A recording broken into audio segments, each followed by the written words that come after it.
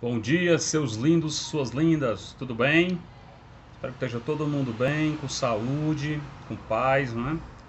Muita força e determinação para a gente sair dessa pandemia.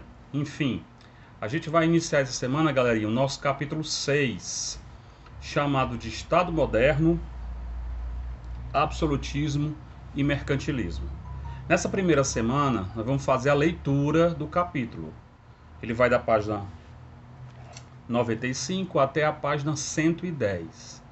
Depois que você fizer essa leitura, você vai fazer a leitura dirigida, né, que é o nosso tradicional fichamento.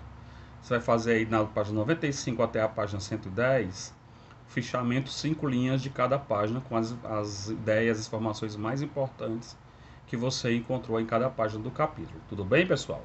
Essa é a atividade domiciliar de vocês, mais a leitura. E aí eu queria que vocês atentassem muito no fichamento, para você notar quais são os pontos mais importantes desse capítulo, com relação especialmente a ideias. Nós estamos falando de um período da história, estamos trabalhando desde agora das últimas 3 aulas, né? A gente trabalhou mudanças na Europa feudal, trabalhamos renascimento e humanismo, trabalhamos reforma religiosa e contra-reforma. Então você tem um período da história, um período de importantes mudanças, e eu frisei isso muito na aula passada, com relação às mentalidades, ou seja, uma mudança na forma que o homem vai pensando. E essas mudanças, elas vão desencadeando, por sua vez, outras mudanças importantes. Então você vai entender aí a formação da noção de Estado. Você sabe o que é Estado? Deixa eu perguntar para você hoje aqui, o que é o Estado? Vai lembrar o quê? Se você falar de geografia, o estado do Ceará, de Pernambuco. Se você não lembrar de química das ciências, o estado sólido, líquido, gasoso. É isso, professor Robson? Para a história, o que é Estado, né? Para a história, o Estado é uma construção relativamente moderna e que tem a ver com um grupamento populacional dentro de um território delimitado. Estado é uma ideia, assim como nação. Por exemplo, nós temos, o Estado brasileiro, né? O Brasil ele é um Estado, ele é uma república, um Estado que funciona num sistema republicano, democrático, existem eleições, existem pessoas da nação brasileira, né? O que é que nos une enquanto nação? A língua, por exemplo. O português, que é o idioma falado pela maioria absoluta dos brasileiros, é a liga, digamos assim, o cimento cultural que nos une. E como é que surgiu, tio Robson, essa noção de Estado, essa ideia de Estado? Por que existe hoje o Brasil? Por que existe Estados Unidos? Por que existe França? Por que existe Alemanha, Portugal, China, Rússia e assim vai? Essa noção de Estado que nós temos hoje surgiu justamente nesse período que vai aí no final da Idade Média, né? Você viu que nós começamos o ano falando sobre uma descentralização, vocês lembram?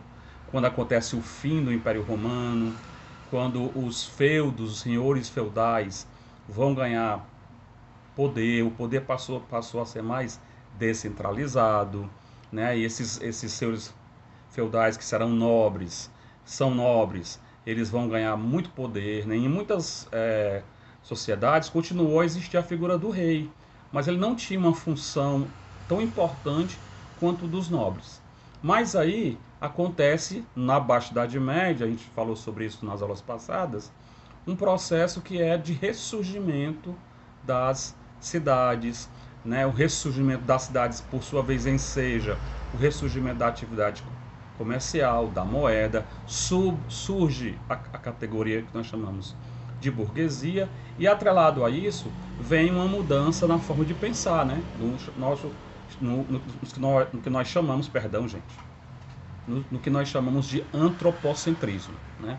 Do homem como centro, né? Do individualismo, do humanismo, né? O homem vai buscar aí desenvolver as artes, mas também desenvolver a ciência política, as ciências naturais, a experimentar, a provar. Então há um conjunto de mudanças que a gente viu nas aulas passadas que vai desencadear, por exemplo, na reforma religiosa. O que foi a reforma religiosa?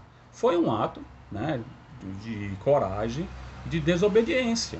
Né? O Martinho Lutero era um monge, né? Ele era um membro da Igreja Católica, mas disse, não, está errado. Então foi preciso ele ousar, questionar, e só foi possível o Martinho Lutero fazer aquilo porque a sociedade vinha num processo de mudança ao longo dos anos, né? Existia um grande historiador francês, Fernand Braudel, que ele dizia que a história ela se dá em longa duração, né? Então é verdade. Os fenômenos históricos, eu falei até para vocês no início da aula passada, que a reforma religiosa, mesmo tendo ocorrido no século XVI, você tem consequências dela ainda hoje, né? Hoje você tem uma série de denominações religiosas, né? Então você veja que a história ela se dá num processo de longa duração.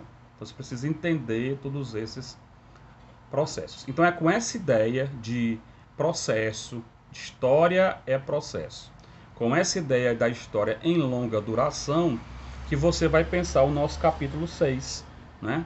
E vai entender como se deu a formação desse Estado moderno com a concepção de absolutismo, né? A palavra absolutismo, por si só, ela se explica, né? Absolutismo remete, é claro, à ideia de absoluto, né? Então você vai ter ali um governante absoluto, no caso o rei, que vai ser ungido pela igreja. Olha lá, gente, a igreja reaparecendo com muita força, né?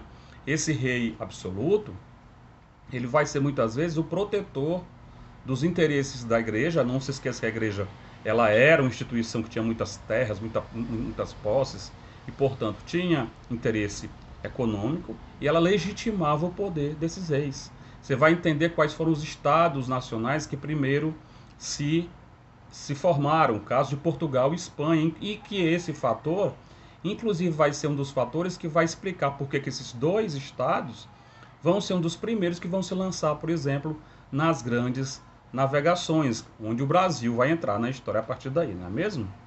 Aí, pessoal, nós vamos debater nesse capítulo a questão do mercantilismo. O que era o mercantilismo? O mercantilismo, gente, nada mais era do que a política econômica do absolutismo.